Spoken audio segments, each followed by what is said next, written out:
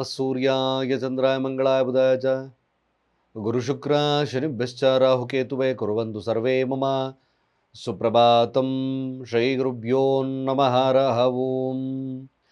ಸಮಸ್ತ ತುಳಸಿ ಬಂಧುಗಳಿಗೆ ಶಿವಸ್ವಾಮಿ ಗುರುಜಿಯ ಅನಂತ ನಮಸ್ಕಾರಗಳು. ಸ್ನೇಹಿತರೆ, ತಮಗೆಲ್ಲರೂ ಕೂಡ ಮಂಗಳವಾರದ ಶುಭೋದಯ. ಭಗವಂತ ನಿಮ್ಮೆಲ್ಲರೂ ಕೂಡ ಆಯುರಾರೋಗ್ಯ ಐಶ್ವರ್ಯವನ್ನು ಕೊಟ್ಟು ಕಾಪಾಡಲಿ ಅಂತ ಬೇಡಿಕೊಳ್ತಾ 12 ರಾಶಿಗಳ ಫಲವನ್ನು ತಿಳ್ಕೊಳ್ತಕ್ಕಂಥ ಸಮಯ ಸ್ನೇಹಿತರೆ. ಹಾಗೆ ಜೊತೆಗೆ ಅನೇಕ ಸಮಸ್ಯೆಗಳು ಕಾಡ್ತಾ ಇದ್ದಂಥ ಸಂದರ್ಭಕ್ಕೆ ಯಾವುದೇ ಕಾರ್ಯಗಳಾಗ್ತಾ ಇಲ್ಲ, ಹಾಗೂ ಕೂಡ ಅನೇಕ ಬಾಧೆಗಳಿಗೊಳಗಾಗ್ತಾ ಇರ್ತಕ್ಕಂಥವ್ರಿಗೆ ಇದೊಂದು ಸಣ್ಣ ತಂತ್ರ, ಅಂದರೆ ನೀರಿನಲ್ಲಿ ವಿಸರ್ಜನೆಯನ್ನು ಮಾಡ್ತಕ್ಕಂಥದ್ದು ಈ ದಿನಗಳಂದು. ಇದು ಭಾಳ ಪ್ರಶಸ್ತವಾಗಿ ಕೆಲಸ ಆಗುತ್ತೆ. ಮಾಡಿ ಕೊನೆಯ ಭಾಗದಲ್ಲಿ ನಾನು ತಿಳಿಸ್ತೀನಿ ಏನು ಆ ವಿಚಾರ ಅಂತ. ಮ್ಯಾಕ್ಸಿಮಮ್ ಅತ್ಯದ್ಭುತವಾಗಿರ್ತಕ್ಕಂಥ ಪರಿಹಾರಗಳಲ್ಲಿ ಒಂದು ಕೂಡ. ಇನ್ನೊಂದು ಮುಖ್ಯವಾಗಿರ್ತಕ್ಕಂಥ ವಿಚಾರ ನೋಡಿ, ಈ ದಕ್ಷಿಣಕ್ಕೆ ನಿವೇಶನ ಮುಂದಿರ್ತಕ್ಕಂಥವ್ರು ಸರಿಯಾಗಿ ಕೇಳಿಸ್ಕೊಳ್ಳಿ. ದಕ್ಷಿಣ ಭಾಗ, ದಕ್ಷಿಣದಲ್ಲೇ ರೋಡ್ ಇದೆ, ದಕ್ಷಿಣಕ್ಕೆ ಮನೆ ಇದೆ. ನಾವು ಈ ದಕ್ಷಿಣವನ್ನು ಇಂಗ್ಲೀಷಲ್ಲಿ ಸೌತ್ ಅಂತ ಕರಿತೀವಿ. ಈ ಮೈನ್ ಡೋರ್ ಇಡ್ತಕ್ಕಂಥ ಸಂದರ್ಭ ಸ್ವಲ್ಪ S1, S2, S3, S4, S5 ಅಂದರೆ ಒಂದು ಭಾಗವನ್ನು 9 ವಿಭಾಗವನ್ನು ಮಾಡ್ತೇವೆ. ಆ 9 ವಿಭಾಗದಲ್ಲಿ 1/3, 1/4 ಬಾಗಿಲಿದ್ರೆ ಮಾತ್ರ ಸಾತ್ವಿಕತೆ ಶುಭ ಇರ್ತದೆ. S3, S4 ಅಂತ ಕರೆದ್ವಿ. ಇದು ಭಾಳ ಸರಿಯಾಗಿ ನೋಡ್ಕೊಳ್ಳಿ. ಇಲ್ಲಾಂದರೆ ಮನೆಯ ಸದಸ್ಯರ ಕಿರಿಕಿರಿ, ಹಾಗೂ ಕೂಡ ಆ ಮನೆಯ ಮುಖ್ಯ ಯಾರು ಸಂತಾನ ಇರ್ತದೋ, ಮುಖ್ಯ ಸಂತಾನ, ಅದರಲ್ಲೂ ಗಂಡು ಸಂತಾನಕ್ಕೆ ಸ್ವಲ್ಪ ಸಮಸ್ಯೆ ಬರ್ತದೆ. ಇದು ಅಷ್ಟೇ ಸತ್ಯ. ಅವಾಗಲೂ ಕೂಡ ಮನೆಯಲ್ಲಿ ಕಿರಿಕಿರಿ ಇರ್ತದೆ. ವಾಸ್ತುವಿನ ಪ್ರಕಾರ ಸರಿಯಾದಂಥ ಅನಾಲಿಸಿಸ್ ತಗೊಳ್ಳೋದು ಒಳ್ಳೆಯದು. ಏನು ಅನಾಲಿಸಿಸ್? ನಾವು ಜನರಲ್ ಅನಾಲಿಸಿಸ್ ಕೊಡೋದಾದರೆ, ನಿಮಗೇನಾದರೂ ದಕ್ಷಿಣಕ್ಕೆ ನಿವೇಶನ ಬಾಗಿಲಿದೆ ಅಂತಕ್ಕಂಥವ್ರು ಮೊದಲು ಒಂದು ಸ್ವಸ್ತಿಕ್ಕಲ್ಲಿ, ದೊಡ್ಡ ಸ್ವಸ್ತಿಕ್, ಬೆಳ್ಳಿಯ ಸ್ವಸ್ತಿಕ್, ತುಂಬ ಗಡಸಾಗಿರ್ತಕ್ಕಂಥದ್ದಾದರೆ ಕಷ್ಟವಾಗಬಹುದು, ಅಥವಾ ತಗಡಾದರೂ ಬೆಳ್ಳಿಯ ತಗಡನ್ನು ನಿಮ್ಮ ಮುಂಭಾಗಿಲಿಗೆ ಹೊಡೆದು ಸ್ವಸ್ತಿಕ್ ಬರೀರಿ. ಓಂ ಶ್ರೀ ಕೊನೆಗೆ ಮಧ್ಯದಲ್ಲಿ ಸ್ವಸ್ತಿಕ್ ಇರಲಿ. ಇದು ಅವಶ್ಯಕವಾಗಿ ನೀವೇ ಬರ್ಕೋಬೋದು. ಬೆಳ್ಳಿಯ ತಗಡನ್ನು ತೊಗೊಬೋದು. ಸೊ ಬೆಳ್ಳಿ ಅಲ್ಲಿ ನೀಟಾಗಿ ಒಂದು ಚೌಕಾಕಾರವಾಗಿರ್ತಕ್ಕಂಥ ತಗಡಲ್ಲಿ ಬರೀರಿ. ಬರೆದು ಟ್ಯಾಗ್ ಮಾಡಿ ನಿಮ್ಮ ಮೈನ್ ಡೋರ್ಗೆ. ಎರಡನೇದಾಗಿ ಒಂದು ಸಿಂಪಲ್ ಪರಿಹಾರ, ನಂದಿಯನ್ನು ಬಾಗಿಲಿಗೆ ಎದುರಾಗಿ ಸ್ಥಾಪಿಸಿ. ಹಲವಾರು ಹೇಳಿದ್ದೇನೆ, ಈಗ ಬಾಗಿಲು ಎದುರುಗಡೆ ಇದೆ, ನಿಮ್ಮ ಒಳಗಡೆ ನೀವು ನಿಂತಿದ್ದೀವಿ, ಬಾಗಿಲು ಎದುರುಗಡೆ ಇದೆ ಎಂದಾಗ ಆ ಬಾಗಿಲಿಗೆ ಎದುರಾಗಿ ನಿಮ್ಮ ಹಾಲಲ್ಲೋ ಎಲ್ಲೋ ಒಂದು ನಂದಿಯನ್ನು ಸ್ಥಾಪನೆಯನ್ನು ಮಾಡಿ. ಆ ನಂದಿ ಪಂಚಲೋಹದ್ದಾಗಿರಲಿ, ಸ್ವಲ್ಪ ಮಟ್ಟಿಗೆ ದೊಡ್ಡದಾಗಿರಲಿ. ಆ ಒಂದು ಏನು ನಂದಿ ಬಸವಣ್ಣನ ಮುಂದೆ ಹೇಗೆ ಕೂತಿರುತ್ತೋ, ಶಿವನ ಮುಂದೆ ಒಂದು ಕಾಲನ್ನು ಹೀಗಿಟ್ಟು ಇನ್ನೊಂದು ಕಾಲನ್ನು ಹಿಂದಗಡೆ ಮಡಿಸ್ತಕ್ಕಂಥದ್ದು ಮಾಡಿರುತ್ತೋ, ಹಾಗೆ ರೆಡಿ ಇರ್ತಕ್ಕಂಥ ನಂದಿಯನ್ನು ಮಾಡಿ. ಏಕೆಂದರೆ ದಕ್ಷಿಣಾಮೂರ್ತಿ ಒಂದು ಯಾವಾಗ ನೀವು ಆ ಪ್ರತಿಮೆಯನ್ನು ಸ್ಥಾಪನೆ ಮಾಡ್ತಿರೋ, ಕ್ರೂರತ್ವ, ಮನೆಗೆ ಬರ್ತಕ್ಕಂಥ ಸಮಸ್ಯೆಗಳನ್ನು ಹಿಡಿದಿಟ್ಕೊಳ್ತಕ್ಕಂಥ ಶಕ್ತಿ ಇದ್ದಿರುತ್ತೆ. ಆಗಿಂದಾಗೆ ಅದನ್ನು ಜಲಾಭಿಷೇಕವನ್ನು ಮಾಡ್ತಾಯಿದೆ. ಖಂಡಿತ ಇದೊಂದು ಸರಳ ಮಾಹಿತಿ. ಹೆಚ್ಚಿನ ಮಾಹಿತಿಗೋಸ್ಕರ ನಮ್ಮ ನಂಬರ್ಗೆ ಡಯಲ್ ಮಾಡಿ. ನಿಮಗೆ ಕಂಪ್ಲೀಟ್ ಆಗಿರ್ತಕ್ಕಂಥ ವಾಸ್ತುವಿನ ಒಂದು ಔತಣವನ್ನು ನಾನು ಕೊಡ್ತೀನಿ. ನಿಜವಾಗ್ಲೂ ಬ್ಯೂಟಿಫುಲ್ ಆಗಿರ್ತಕ್ಕಂಥ ವಾಸ್ತು. ಸೊ ನೋಡೋಣ, ಇದನ್ನು ಮೊದಲು ಪಂಚಾಂಗ ಶ್ರವಣವನ್ನು ಮಾಡಿ ತದನಂತರ ದ್ವಾದಶ ರಾಶಿಗಳ ಫಲ ಹೇಗಿರುತ್ತೆ ತಿಳ್ಕೊಳ್ಳೋಣ. ಮಂಗಳವಾರ ಈ ದಿನ ದ್ವಾದಶಿ ತಿಥಿ ಇರ್ತಕ್ಕಂಥದ್ದು, ಶುಕ್ಲ ಪಕ್ಷ, ಆಯುಷ್ಮಾನ್ ಯೋಗ ಇರ್ತಕ್ಕಂಥ ಸಮಯ, ಬಾಳವ ಹಾಗೆ ಕವಳವ ಕರ್ಣ ಇರ್ತಕ್ಕಂಥದ್ದು. ಚಂದ್ರ ಉತ್ತರಾಷಾಢ ನಕ್ಷತ್ರ ಮಕರ ರಾಶಿಯಲ್ಲಿ ಸಂಚಾರವನ್ನು ಮಾಡ್ತಾ ಇದ್ದಾನೆ. ಸೂರ್ಯನ ನಕ್ಷತ್ರ. ಇವತ್ತಿನ ಕಾಲಮಾನವನ್ನು ನೋಡೋದಾದರೆ ರಾಹುಕಾಲ ಮಧ್ಯಾಹ್ನ 3 ಗಂಟೆ 39 ನಿಮಿಷದಿಂದ ಸಂಜೆ 5 ಗಂಟೆ 15 ನಿಮಿಷದವರೆಗೂ. ಯಮಗಂಡ ಕಾಲ ಬೆಳಗ್ಗೆ 9 ಗಂಟೆ 18 ನಿಮಿಷದಿಂದ 10 ಗಂಟೆ 54 ನಿಮಿಷದವರೆಗೂ. ಗುಳಿಕಕಾಲ ಮಧ್ಯಾಹ್ನ 12 ಗಂಟೆ 29 ನಿಮಿಷದಿಂದ 2 ಗಂಟೆ 4 ನಿಮಿಷ ಮಧ್ಯಾಹ್ನದವರೆಗೂ. ಹಾಗೆ ದುಷ್ಟ ಮುಹೂರ್ತ ಭಾಗವನ್ನು ನೋಡೋದಾದರೆ ಇದು ಬೆಳಗ್ಗೆ 8 ಗಂಟೆ 30 ನಿಮಿಷದಿಂದ 9 ಗಂಟೆ 22 ನಿಮಿಷ ಉತ್ತಮ ಸಮಯವಲ್ಲ. ಜೊತೆಗೆ ಕಂಟಕ ಮೃತ್ಯುದೋಷ ಇರತಕ್ಕಂಥದ್ದು 6 ಗಂಟೆ 46 ನಿಮಿಷದಿಂದ 7 ಗಂಟೆ 38 ನಿಮಿಷದವರೆಗೂ. ಸ್ನೇಹಿತರೆ, ಚಂದ್ರ ಮಕರ ರಾಶಿಯಲ್ಲಿ ಸಂಚಾರವನ್ನು ಮಾಡ್ತಾ ಇದ್ದಾರೆ. ಉತ್ತರಾಷಾಢ ನಕ್ಷತ್ರ ಅಂದರೆ ಸೂರ್ಯ ನಕ್ಷತ್ರ. ಯಾರಿಗೆ ವಿಶೇಷವಾಗಿರ್ತಕ್ಕಂಥ ಫಲ ಲಭ್ಯವಾಗುತ್ತೆ ನೋಡೋಣ. ಮೊದಲು ಮೇಷ ರಾಶಿಯವರ ಫಲ. ಮೇಷರಾಶಿಯವರಿಗೆ ಅದ್ಭುತವಾಗಿರ್ತಕ್ಕಂಥ ದಿನ.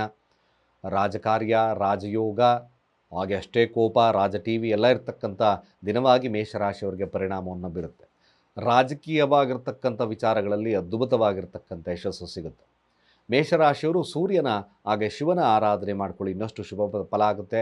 ಯಾವುದೇ ಕಾರ್ಯದಲ್ಲಿ ತನ್ನ ಹೆಸರು ಕೀರ್ತಿ ಪ್ರತಿಷ್ಠೆಯಿಂದ ಲಭ್ಯವಾಗ್ತಕ್ಕಂಥದ್ದು ಒಂದು ರೀತಿಯಾಗಿ ಈ ದಿನ ಶುಭದಾಯಕವಾಗಿರ್ತಕ್ಕಂಥದ್ದು ಮೇಷರಾಶಿಯವ್ರಿಗಿರುತ್ತೆ. ಆರೋಗ್ಯದಲ್ಲಿ ವ್ಯತ್ಯಾಸ ಇರತಕ್ಕಂಥವ್ರಿಗೆ ಪ್ರಬಲವಾಗಿರ್ತಕ್ಕಂಥ ಆತ್ಮಸ್ಥೈರ್ಯ ಆತ್ಮಬಲ ಇರತಕ್ಕಂಥ ದಿನವಾಗ್ತದೆ. ಖಂಡಿತವಾಗಿ ಮೇಷರಾಶಿಯಲ್ಲಿರ್ತಕ್ಕಂಥವ್ರಿಗೆ ದಿನ ಸುದಿನ. ಯಾವುದೇ ಆಗಿರ್ತಕ್ಕಂಥ ಕ್ಷೇತ್ರ ಫಲದಲ್ಲೂ ಕೂಡ ಇವ್ರಿಗೊಂದು ಒಳ್ಳೆಯ ದಿನವಾಗಿ ಪರಿಣಾಮವನ್ನು ಬೀರುತ್ತೆ, ಒಳ್ಳೆಯದೂ ಇದೆ. ವೃಷಭ ರಾಶಿಯವ್ರಿಗೆ ಖಂಡಿತವಾಗಿ ಈ ದಿನ ಒಂದು ರೀತಿಯಾದಂಥ ಸಣ್ಣ ಬದಲಾವಣೆ, ಒಂದು ಆಫೀಸ್ ಮಾಡಬೇಕು ಅಂತಕ್ಕಂಥದ್ದು, ಹೈಯರ್ ಎಜುಕೇಷನ್ ಮಾಡಬೇಕು ಅಂತಕ್ಕಂಥ ಮನೋಭಾವತೆ, ಹಾಗೆ ಮನೆಯಲ್ಲಿ ರಾಜಗಾಂಭೀರ್ಯವಾಗಿರಬೇಕು ಅಂತಕ್ಕಂಥ ಮನೋಭಾವತೆ ವಿದ್ಯಾರ್ಥಿಗಳಿಗೆ, ಹಾಗೆ ಜೊತೆಗೆ ಈ ಒಂದು ಎಜುಕೇಷನ್ ಪರ್ಪಸಲ್ಲಿರ್ತಕ್ಕಂಥವ್ರಿಗೂ ಅದ್ಭುತವಾಗಿರ್ತಕ್ಕಂಥ ದಿನ. ಚೆನ್ನಾಗಿದೆ. ವೃಷಭ ರಾಶಿಯವ್ರಿಗೂ ಕೂಡ ಸ್ವಸ್ಥಾನದಲ್ಲೇ ಸೂರ್ಯ ಇದ್ದಾನೆ, ಇವ್ರಿಗೂ ಕೂಡ ಒಳ್ಳೆಯ ದಿನವಾಗಿರ್ತಕ್ಕಂಥದ್ದು ಕಾಣಿಸುತ್ತೆ. ನೀವು ಶಿವನ ಆರಾಧನೆ ಮಾಡಿ, ಇನ್ನಷ್ಟು ಶುಭದ ಫಲಪ್ರಾಪ್ತಿಯಾಗುತ್ತೆ. ಮಿಥುನ ರಾಶಿ ನೋಡಿ, ಮಿಥುನ ರಾಶಿಯವ್ರಿಗೆ ನಿಮ್ಮ ಕಮ್ಯುನಿಕೇಷನ್ ಚೆನ್ನಾಗಿದೆ, ನಥಿಂಗ್ ಟು ವರಿ, ತುಂಬ ಪವರ್ಫುಲ್ ಆಗಿರುತ್ತೆ, ಆತ್ಮಬಲ ಇದೆ. ಆದರೆ ಕೋಪದಿಂದ ಅನರ್ಥ ಮಾಡ್ಕೋಬೇಡಿ. This is the very very important. ಇಲ್ಲ ಕೆಲಸದಲ್ಲಿ ತೊಂದರೆ ಆಗ್ಬೋದು, ನೆರೆ ಹೊರೆಯವರಿಂದ ತೊಂದರೆ ಆಗ್ಬೋದು. ಮಾತು ಭಾಳ ಶುದ್ಧತೆಯಾಗಿರಲಿ, ಕೋಪವನ್ನು ನಿಯಂತ್ರಣ ಇದು ಅವಶ್ಯಕವಾಗಿ ಮಾಡಿ. ಸಣ್ಣ ಪ್ರಯಾಣಗಳು ಇರುತ್ತೆ, ಆ ಪ್ರಯಾಣಗಳನ್ನು ಕೆಲವೊಂದು ತೊಡಕುಗಳು ಬರ್ತಕ್ಕಂಥದ್ದು ಸಾಧ್ಯತೆ ತೋರಿಸುತ್ತೆ. ಶಿವನಿಗೆ ಕ್ಷೀರಾಭಿಷೇಕವನ್ನು ಮಾಡಿಸ್ಕೊಳ್ಳಿ. ಮೀಡಿಯಾ ಸ್ಥಾನದಲ್ಲಿರ್ತಕ್ಕಂಥವ್ರು, ಕಮಿಷನ್ ಆಧಾರಿತ ವ್ಯಕ್ತಿಗಳಿಗೆ ಚೆನ್ನಾಗಿದೆ. ಮಾತಿನ ಮೇಲೆ ಎಚ್ಚರ, ಇದು ಭಾಳ ವಿಶೇಷತೆ ಮಿಥುನ ರಾಶಿ. ಹಾಗೆ ಕಟಕ ರಾಶಿಯವರಿಗೆ ಹಣಕಾಸಿನ ವಹಿವಾಟುಗಳು, ವ್ಯಾಪಾರ ವಹಿವಾಟುಗಳು, ಮನೋಕಾಮನೆಗಳು ಈಡೇರೋದ್ರಲ್ಲಿ ಡೌಟೇ ಬೇಡ. ಖಂಡಿತವಾಗಿ ಇದೊಂದು ಕಟಕ ರಾಶಿಯವರಿಗೆ ಅದ್ಭುತವಾಗಿರ್ತಕ್ಕಂಥ ದಿನವಾಗ್ತದೆ. ಹಾಗೆ ಮದುವೆ ವಿಚಾರಗಳಲ್ಲಿ ತಂದೆಯ ಒಪ್ಪಿಗೆ ಸಿಗ್ತಕ್ಕಂಥದ್ದು ಸಾಧ್ಯತೆ ಇದೆ. ಇದೊಂದು ನಿಟ್ಟಿನಲ್ಲಿ ಚೆನ್ನಾಗಿದೆ. ಕಟಕ ರಾಶಿಯವರಿಗೆ ಹಣಕಾಸು ಚೆನ್ನಾಗಿರುತ್ತೆ, ಕುಟುಂಬದ ಮೇಲೆ ವಿಶೇಷವಾಗಿರ್ತಕ್ಕಂಥ ಪ್ರೀತಿಯನ್ನು ಅಂತಕ್ಕಂಥದ್ದು ಜಾಸ್ತಿ ಇದೆ. ಖಂಡಿತ ಕಟಕ ರಾಶಿಯವರಿಗೆ ಶುಭವಾಗ್ತದೆ, ಒಳ್ಳೆಯದಿದೆ. ಸಿಂಹರಾಶಿಯವ್ರಿಗೆ ನಿಜವಾಗ್ಲೂ ಇದೊಂದು ರಾಜಯೋಗದ ಕಾಲ. ಬಟ್ ನೀವು ಕೂಡ ಕೋಪವನ್ನು ನಿಯಂತ್ರಣದಲ್ಲಿ ಇಟ್ಕೊಂಡಿದ್ದರೆ ಸ್ವಲ್ಪ ಸಮಸ್ಯೆ ಆಗುತ್ತೆ. ಆರೋಗ್ಯದಲ್ಲಿ ಸಣ್ಣ ಪುಟ್ಟ ಸಮಸ್ಯೆಗಳು ಬರ್ಬೋದು, ಅಥವಾ ದಾಂಪತ್ಯದಲ್ಲಿ ಸಮಸ್ಯೆ ಬರ್ಬೋದು. ರಾಜಯೋಗದ ಕಾಲವಾದರೂ ಸೂರ್ಯ ಸ್ವಸ್ಥಾನದಲ್ಲಿದ್ದಾನೆ, ಪ್ರಬಲತೆ ಇದೆ, ಒಳ್ಳೆಯದೂ ಇದೆ. ಸಿಂಹರಾಶಿಯವ್ರಿಗೆ ತಾವು ಹಿಡಿದಕ್ಕಂಥ ಕಾರ್ಯವನ್ನು ಜಯಶಾಲವಾಗಿ ಮಾಡ್ತಕ್ಕಂಥ ದಿನವಾಗಿ ಪರಿಣಾಮವನ್ನು ಬೀರುತ್ತೆ. ಕೋಪದಿಂದ ದಾಂಪತ್ಯದ ಮೇಲೆ ಸಮಸ್ಯೆ ಬರುತ್ತೆ, ಅದರ ಹೊರತುಪಡಿಸಿದ್ರೆ ಎಲ್ಲ ಕಾರ್ಯದಲ್ಲಿ ಯಶಸ್ಸನ್ನು ಗೆಲ್ತಕ್ಕಂಥ ಶಕ್ತಿ ನಿಮ್ಮಲ್ಲಿದೆ, ಒಳ್ಳೆಯದಿದೆ. ನೀವು ಕೂಡ ಸೂರ್ಯನ ಆರಾಧನೆಯನ್ನು ಮಾಡ್ಕೊಳ್ಳಿ. ಓಂ ಗೃಣಿ ಆದಿತ್ಯಾಯ ಸೂರ್ಯಾಯ ಓಂ, ಇದು ಈ ರೀತಿಯಾಗಿ 3 ಬಾರಿ ಅರ್ಘ್ಯವನ್ನು ಸೂರ್ಯನಿಗೆ ಕೊಡಿ, ಒಳ್ಳೆಯದಾಗುತ್ತೆ. ಕನ್ಯಾ ರಾಶಿಯ ಪ್ರಬಲ ನೋಡಿ, ಹಣಕಾಸು ವಹಿವಾಟುಗಳು, ಸ್ನೇಹಿತರ ವಿಚಾರ, ಆರೋಗ್ಯದ ವಿಚಾರದಲ್ಲೂ ಸ್ವಲ್ಪ ಎಚ್ಚರ.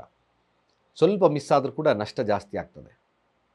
ವಿದೇಶ ಪ್ರಯಾಣಕ್ಕೆ ಏಳಿ ಮಾಡಿಸಿದಂಥ ದಿನ, ಅಥವಾ ಹೊರ ರಾಜ್ಯಕ್ಕೆ ಏನಾದರೂ ಹೋಗ್ತೀನಿ ಅಂದರೆ ದ ಬ್ಯೂಟಿಫುಲ್ ಡೇ. ಖಂಡಿತವಾಗಿ ತುಂಬ ಚೆನ್ನಾಗಿದೆ, ಇದಕ್ಕೆ ಯುಟಿಲೈಸ್ ಮಾಡ್ಕೊಳ್ಳಿ.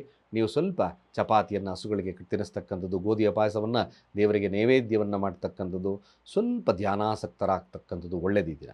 ಸ್ವಲ್ಪ ನಷ್ಟ ದಿನವಿರೋದ್ರಿಂದ ಸ್ವಲ್ಪ ಬಂಡವಾಳ ಹಾಕಬೇಕಾದ್ರೆ, ಮತ್ತೊಂದು ನೋಡಬೇಕಾದ್ರೆ ಯೋಚನೆ ಮಾಡಿ ಹಾಕೋದು ಒಳ್ಳೆಯದು. ತುಲಾರಾಶಿಯವರಿಗೆ ಲಾಭದ ವಾತಾವರಣ ಇರ್ತದೆ. ಸರ್ಕಾರಿ ಕೆಲಸಗಳಲ್ಲಿ ಲಾಭವಾಗಬಹುದು, ಸ್ನೇಹಿತರಿಂದ ತಂದೆಯಿಂದ ಲಾಭವಾಗ್ತಕ್ಕಂಥದ್ದು ತುಲಾರಾಶಿಯವರಿಗೆ ಲಭ್ಯವಿದೆ. ಇದನ್ನು ಸದುಪಯೋಗ ಮಾಡಿಕೊಳ್ಳಿ. ಒಳ್ಳೆಯ ಮನಸ್ಥಿತಿ ಇಟ್ಕೊಂಡು ನಿಮ್ಮ ಕಾರ್ಯದಲ್ಲಿ ಜಯಶೀಲರಾಗ್ತಕ್ಕಂಥದ್ದು ಕೂಡ ಇದೆ. ವಿದ್ಯಾರ್ಥಿಗಳಿಗೆ, ವ್ಯಾಪಾರಸ್ಥರಿಗೂ ಕೂಡ ಶುಭದಾಯಕವಾಗಿರ್ತಕ್ಕಂಥದ್ದು ತುಲಾರಾಶಿಯವರಿಗೆ ಮುಂದುವರಿತದೆ. ಖಂಡಿತ ಒಳ್ಳೆಯದಾಗಲಿ. ನೀವು ಕೂಡ ಇನ್ನಷ್ಟು ಶುಭ ಫಲಕ್ಕೋಸ್ಕರ ಶಿವನ ಆರಾಧನೆ ಮಾಡಿದ್ರೆ ಒಳ್ಳೆಯದು.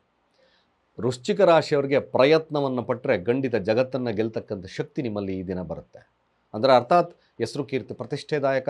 ಕೇವಲ ನೀವೊಂದು ಸಣ್ಣ ಹೆಜ್ಜೆ ಈ ದಿನ ಶುಭ ಕಾರ್ಯ ಶುಭವನ್ನು ಆಗ್ತಕ್ಕಂಥದ್ದು ಇರುತ್ತೆ. ಹೆಸರು ಕೀರ್ತಿ ಪ್ರತಿಷ್ಠೆ, ಹಾಗೆ ರಾಜಕೀಯ ವಿಚಾರದಲ್ಲಿ ಗೆಲುವು, ಇವೆಲ್ಲವನ್ನು ಕೊಡುತ್ತೆ. ಮ್ಯಾಕ್ಸಿಮಮ್ ಗುಡ್ಡಿದೆ ಕೂಡ ವೃಶ್ಚಿಕ ರಾಶಿಯವರಿಗೆ, ಒಳ್ಳೆಯದಿದೆ, ಸದುಪಯೋಗ ಮಾಡ್ಕೊಳ್ಳಿ. ಹಾಗೆ ಧನುರಾಶಿಯ ಫಲ, ಅತಿಯಾದದ್ದನ್ನು ತಪ್ಪಿಸಿ ಇದನ್ನ ಅಷ್ಟೇ ಧನುರಾಶಿಯವ್ರಿಗೆ ಬೇಕಾಗಿರೋದು. ಯಾವುದಾದ್ರೂ ಅತಿಯಾಗಿ ಮಾಡ್ತಕ್ಕಂಥದ್ದನ್ನು ತಪ್ಪಿಸ್ಬೇಕು. 9ರ ಸ್ಥಾನ ಕಾರಕೋ ಭಾವನಾಶಾಯ, ತಂದೆಯಿಂದಲೇ ಸಮಸ್ಯೆಗಳು ಬರ್ಬೋದು, ಅಥವಾ ತಾಯಿಯಿಂದಲೇ ತಂದೆ ಮಕ್ಕಳೊಟ್ಟಿಗೆ ಮನಸ್ತಾಪಗಳು ಬರಬಹುದು. ಇದನ್ನು ತಪ್ಪಿಸಿ ನಿಮ್ಮ ಮಾತಿನಿಂದ. ಧನುರಾಶಿಯವರು ಎಕ್ಸ್ಪೆಷಲಿ ಕೆಲವೊಂದು ಡಿಪೆಂಡೆನ್ಸಿಯನ್ನು ತಪ್ಪಿಸಿ, ನಾನು ಅವ್ರನ್ನ ಏನೋ ಕೇಳಿದ್ದೆ, ಅಥವಾ ಅವ್ರನ್ನ ಅಟ್ಲೀಸ್ಟ್ ನಾನು ಸಹಾಯಕ್ಕೆ ಬರ್ತೀನಿ ಇದ್ದ, ನೋ ವೇ, ಇದನ್ನು ಡಿಪೆಂಡೆನ್ಸಿ ಕಷ್ಟ. ದೈವಿಕವಾಗಿರ್ತಕ್ಕಂಥ ಮನೋಭಾವ, ಸಾತ್ವಿಕ ವಿಚಾರಗಳಿಗೆ ಧನುರಾಶಿಯವರಿಗೆ ತುಂಬ ಶುಭ ಫಲಪ್ರಾಪ್ತಿ. ವ್ಯಾಪಾರ ವಹಿವಾಟುಗಳು ಕೂಡ ತಕ್ಕ ಮಟ್ಟಿಗೆ ನಡೀತದೆ ಕೂಡ, ತೊಂದರೆ ಇಲ್ಲ. ಮಕರ ರಾಶಿಯ ಫಲಾಫಲ ಇದ್ದಕ್ಕಿದ್ದಾಗೆ ಹನ್ನೆರಡ್ ಮನಿ ಸಾಧ್ಯತೆ ತುಂಬ ಜಾಸ್ತಿ ಇದೆ. ನೀವು ಸಂಪಾದನೆ ಮಾಡಿಲ್ಲದಲೇ ಇರತಕ್ಕಂಥದ್ದು ನಿಮಗೆ ಲಭ್ಯವಾಗ್ತಕ್ಕಂಥರುತ್ತೆ. ರಿಸರ್ಚ್ ರಿಲೇಟೆಡ್ ಇರತಕ್ಕಂಥ ವಿದ್ಯಾರ್ಥಿಗಳಾಗಿರ್ಬೋದು, ಕೆಲಸಗಳಲ್ಲಾಗಿರ್ಬೋದು, ಅವರಿಗೆ ವಿಶೇಷವಾಗಿರ್ತಕ್ಕಂಥ ಫಲ ಲಭ್ಯತೆ. ಆದರೂ ಕೂಡ ಸ್ವಲ್ಪ ಜಾಗರೂಕರಾಗಿ ಹೆಜ್ಜೆಯನ್ನು ಇಡಿ. ಅಷ್ಟಮ ಸ್ಥಾನದಲ್ಲಿ ಸೂರ್ಯನಿದ್ದಾನೆ. ಇದ್ದಕ್ಕಿದ್ದಾಗೆ ಸಮಸ್ಯೆಗಳು ಕೂರ್ಬರೋದು, ಆರೋಗ್ಯದಲ್ಲೂ ಕೂಡ ಹೆಚ್ಚು ಕಡಿಮೆ ಆಗ್ತಕ್ಕಂಥ ಸನ್ನಿವೇಶಗಳಿರುತ್ತೆ. ಹಾಗಾಗಿ ನೀವು ಶಿವನ ಅಷ್ಟೋತ್ತರವನ್ನು ಜಪವನ್ನು ಮಾಡಿ ಕೋಪ ನಿಯಂತ್ರಣದಲ್ಲಿ ಇಟ್ಕೊಳ್ತಕ್ಕಂಥದ್ದು ಅತಿ ಅವಶ್ಯಕ. ಕುಂಭರಾಶಿಯ ಫಲಾಫಲ ನೋಡಿ, ಕುಂಭರಾಶಿಯವರಿಗೆ ವ್ಯಾಪಾರ ವಹಿವಾಟುಗಳು, ಸಂಗಾತಿಯ ವಿಚಾರದಲ್ಲಿ, ಸ್ನೇಹಿತರ ವಿಚಾರದಲ್ಲಿ ಸ್ವಲ್ಪ ಮಟ್ಟಿಗೆ ಶುಭದಾಯಕವಾಗ್ತದೆ. ಆದರೆ ನಿಮ್ಮ ಮನಸ್ಥಿತಿನೇ ಒಪ್ಕೊಳ್ಳಲ್ಲ ಯಾತ್ಗಳು. ಬಿಡಪ್ಪ, ಯಾರನ್ನ ಒಟ್ಟಿಗೆ ಯಾರು ನಂಬಿರಿ, ಏನು ಪ್ರಯೋಜನ ಅಂತಕ್ಕಂಥ ಮನೋಭಾವತೆ ಇರುತ್ತೆ. ರಿಮೋಟ್ ಆಗಿ ಉಳಿತೀರ. ಬಟ್ ಇನ್ನು ವಿಚಾರಗಳಲ್ಲಿ ಸಾಧಾರಣವಾಗಿರ್ತಕ್ಕಂಥ ಫಲ, ಮನೋಕಾಮನೆಗಳನ್ನು ಈಡೇರಿಸ್ಕೊಳ್ತಕ್ಕಂಥ ಫಲವಾಗಿದೆ. ಆದರೆ ನೀವೇ ಯಾರೊಟ್ಟಿಗೂ ಬೆರೆಯದೇ ಕಷ್ಟ ಆಗ್ತದೆ ಈ ದಿನ. ಖಂಡಿತವಾಗಿ ರಿಮೋಟಿಂಗ್ ಕ್ಯಾರೆಕ್ಟರ್ನ ತಪ್ಪಿಸಿ ಜನಗಳ ಹತ್ರ ಇನ್ವಾಲ್ವ್ಮೆಂಟ್ ಆಗಿ ಶಾಂತ ಸ್ವಭಾವದಿಂದ ವರ್ತನೆ ಮಾಡಿ, ಒಳ್ಳೆಯದಾಗುತ್ತೆ. ಲೇಸಿನೆಸ್ ಕಾಡ್ಬೋದು ಸ್ವಲ್ಪ ಮಟ್ಟಿಗೆ. ಆ ಲೇಸಿನೆಸ್ ಹೋಗ್ಲಿಕ್ಕೋಸ್ಕರ ಶಿವನಿಗೆ ಕ್ಷೀರಾಭಿಷೇಕವನ್ನು ಮಾಡಿ ಅಥವಾ ಜಲಾಭಿಷೇಕ. ಓಂ ತ್ರಯಂಬಕಂ ಯಜಾಮಹೇ ಸುಗಂಧಿಂ ಪುಷ್ಟಿವರ್ಧನಂ ಉರ್ವಾರುಕಮಿವ ಬಂಧನಾತ್ ಮೃತ್ಯೋಹೋ ಮೃಕ್ಷಿ ಯಮಾಮೃತಾತ್. ಈ ಆಧಾರದ ಮೇಲೆ ತಾವು ಅಭಿಷೇಕವನ್ನು ಮಾಡಿ ಮುಂದೆ ಹೋಗಿ ಅತ್ಯಂತ ಶುಭದಾಯಕವಾಗುತ್ತೆ, ಒಳ್ಳೆಯದಾಗುತ್ತೆ. ಹಾಗೆ ಕೊನೆಯದಾಗಿ ಮೀನರಾಶಿಯ ಫಲ, ಖಂಡಿತವಾಗಿ ನಿಮ್ಮ ಕೆಲಸದಲ್ಲಿ ಒಳ್ಳೆಯ ಲಾಭವನ್ನು ತಗೊಳ್ತೀರಾ. ಸರ್ಕಾರಿ ಕೆಲಸದಲ್ಲಿ ಜಯವಿರ್ತಕ್ಕಂಥ ಸಾಧ್ಯತೆ, ಸೂರ್ಯ ದಶಾಭುಕ್ತಿಗಳಿದ್ದರೆ ಖಂಡಿತವಾಗಿ ನಡೆಯುತ್ತೆ. ಶತ್ರುವಿನ ಮೇಲೆ ವಿಜಯ, ಕೋರ್ಟ್ ಕಚೇರಿಯ ಮೇಲೆ ಜಯವನ್ನು ಸಾಧಿಸ್ತೀರಾ. ಸಣ್ಣ ಪುಟ್ಟ ಆರೋಗ್ಯದ ಸಮಸ್ಯೆಗಳನ್ನು ಹೊರತುಪಡಿಸಿದ್ರೆ ಮೀನರಾಶಿಯವರಿಗೆ ಅತ್ಯಂತ ಶುಭದಾಯಕವಾಗಿರ್ತಕ್ಕಂಥ ದಿನ. ಗಣಪತಿ ಪ್ರಾರ್ಥನೆ ಮಾಡೋದು ಮರಿಬೇಡಿ. ಗಣಪತಿಗೆ ಅರ್ಘ್ಯವನ್ನು ಕೊಡ್ತಕ್ಕಂಥದ್ದು, ಹಾಗೆ ಗಣಪತಿಗೆ ಒಂದು ಗರಿಕೆ ಆರವನ್ನು ಹಾಕ್ತಕ್ಕಂಥದ್ದು ಕೂಡ ಅತ್ಯಂತ ಶುಭದಾಯಕವಾಗಿರ್ತಕ್ಕಂಥ ಫಲಗಳು ಲಭ್ಯವಾಗುತ್ತೆ. ಇಷ್ಟು ದ್ವಾದಶ ರಾಶಿಗಳ ಈ ದಿನದ ಫಲಾಫಲ. ಅನೇಕ ಬಾಧೆಗಳಿಂದ, ಶತ್ರುಬಾಧೆ ಆಗಿರ್ಬೋದು, ಕೆಲಸ ಕಾರ್ಯಗಳಲ್ಲಿ ನಿಧಾನ ಮಂದಗತಿ ಆಗಿರ್ಬೋದು, ಅತ್ಯಂತ ಸುಲಭವಾಗಿರ್ತಕ್ಕಂಥ ಕಾರ್ಯ. ನಿಮ್ಮ ನೋಡಿ, ಈ ತಲೆಯಿಂದ ಕಾಲಿನ ಹೆಬ್ಬೆಟ್ಟುವರೆಗೂ ಕೂಡ ಒಂದು ಕೆಂಪು ದಾರವನ್ನು ಅಳತೆ ಮಾಡಿಕೊಳ್ಳಿ. ಅಳತೆ ಮಾಡಿಕೊಂಡು ನೀವು ಒಂದು ತೆಂಗಿನಕಾಯಿ ಚೆನ್ನಾಗಿ ಬಲ್ತಿರಲಿ, ಅದು ನೀರಿರಬೇಕು. ಆ ತೆಂಗಿನಕಾಯಿಗೆ ಆ ದಾರವನ್ನು ಸುತ್ತಿ, ಎಷ್ಟು ಬರುತ್ತೋ ಅಷ್ಟು ಸುತ್ತಿ, ಇಷ್ಟು ಸುತ್ತು ಅಂತ ಏನಿಲ್ಲ, ಸುತ್ತಿ ನೀವು ಮಾಡಬೇಕಾಗಿರ್ತಕ್ಕಂಥ ಕೆಲಸ, ಹರಿತಕ್ಕಂಥ ನದಿ, ಹರಿತಕ್ಕಂಥ ನೀರು ಅಥವಾ ನಿಂತ ನೀರು ಎಲ್ಲೂ ಸಿಗಲಿಲ್ಲ ಅಂದರೆ ನಿಂತ ನೀರು ಪೂರ್ವಾಭಿಮುಖವಾಗಿ ನಿಂತ್ಕೊಳ್ಳಿ. ಸೂರ್ಯ ಹುಟ್ಟ ಕಡೆ ನಿಂತ್ಕೊಂಡು ಆ ಕಾಯನ್ನು ಆ ನೀರಲ್ಲಿ ಹಿಂದಗಡೆಯಿಂದ ವಿಸರ್ಜನೆಯನ್ನು ಮಾಡಿ. ಇದು ನಿಮ್ಮ ಕಾರ್ಯದಲ್ಲಿ ಯಶಸ್ಸು ಕೊಡುತ್ತೆ, ಸಮಸ್ಯೆಗಳ ಪ್ರಮಾಣವನ್ನು ಕಡಿಮೆ ಮಾಡುತ್ತೆ. ಇದನ್ನಾಗಿಂದಾಗ್ಗೆ ಪುನರಾವರ್ತನೆಯನ್ನು ಮಾಡಿ ನೋಡಿ. ಅತ್ಯಂತ ಪ್ರಬಲವಾಗಿರ್ತಕ್ಕಂಥ ಪರಿಹಾರ ಮಾಡಿ, ಶುಭವಾಗುತ್ತೆ, ಒಳ್ಳೆಯದಾಗುತ್ತೆ ಕೂಡ. ನೋಡಿ, ಈಗ ಮಕರ ರಾಶಿ ಬಗ್ಗೆ ಮಾತಾಡ್ತಿದ್ದೆ. ನೋಡಿ, ಮಕರ ರಾಶಿಯವ್ರಿಗೆ ಕಾರ್ಯದಲ್ಲಿ ಸ್ವಲ್ಪ ವಿಳಂಬವಾಗ್ಬೋದು, ನಿಧಾನ ಮಂದಗತಿ ಆಗ್ಬೋದು. ಹಾಗೂ ಕೂಡ ತನ್ನ ಮನಸ್ಥಿತಿ ಸ್ಥಿರತೆಯನ್ನು ಕಳ್ಕೊಬೋದು. ಯಾವುದೇ ಕೆಲಸ ಆಗಲಿಲ್ಲ ಅಂದರೆ ಬೇಗ ಮನಸ್ಥಿತಿ ಸ್ಥಿರತೆ ಕೆಟ್ಟೋಗ್ಬಿಡುತ್ತೆ, ಕೋಪನೂ ಬರುತ್ತೆ ಅವ್ರಿಗೆ, ಕೆಲಸ ಸ್ವಲ್ಪ ಫ್ಲಕ್ಚುಯೇಟ್ ಆಗ್ಬೋದು. ನೋಡಿ, ಈ ರೆಡ್ ಗಾರ್ನೆಟ್ ಅಂತ ಒಂದು ಕ್ರಿಸ್ಟಲ್ ಸ್ಟೋನ್ ಸಿಗುತ್ತೆ. ರೆಡ್ ಗಾರ್ನೆಟ್ ಜೊತೆ ನಾನು ಈ ಮಿಲ್ಕಿ ಕ್ವಾರ್ಟ್ಸನ್ನು ಹಾಕಿದ್ದೇನೆ. ಮನಸ್ಥಿತಿ ಸದೃಢತೆ, ಕೆಲಸ ಕಾರ್ಯದಲ್ಲಿ ವಿಶೇಷವಾಗಿರ್ತಕ್ಕಂಥ ಫಲ. ಮಕರ ರಾಶಿಯವ್ರಿಗೆ ಸದೃಢತೆ ಬೇಕು, ಇಂಪಾರ್ಟೆಂಟ್. ಆ ಸದೃಢತೆಯನ್ನು ಬೆಳೆಸ್ತಕ್ಕಂಥದ್ದು ರೆಡ್ ಗಾರ್ನೆಟ್. ನಿಜವಾಗ್ಲೂ ಮಕರ ರಾಶಿಯವರು ಯಾರಿದ್ದೀರೋ ಕೂಡಲೇ ನನ್ನ ನಂಬರ್ಗೆ ಡಯಲ್ ಮಾಡಿ ಅಥವಾ ಕೆಳಗಿನ ನಂಬರ್ಗೆ ಡಯಲ್ ಮಾಡಿ ರಿಜಿಸ್ಟರ್ ಮಾಡ್ಕೊಳ್ಳಿ. ನಿಜವಾಗ್ಲೂ ಇದೊಂದು ಅದ್ಭುತವಾಗಿರ್ತಕ್ಕಂಥ ಫಲ ಕೊಡುತ್ತೆ ಅಂತ ಹೇಳ್ತಾ, ಸರ್ವೇ ಜನ ಸುಖಿನೋ ಭವಂತು.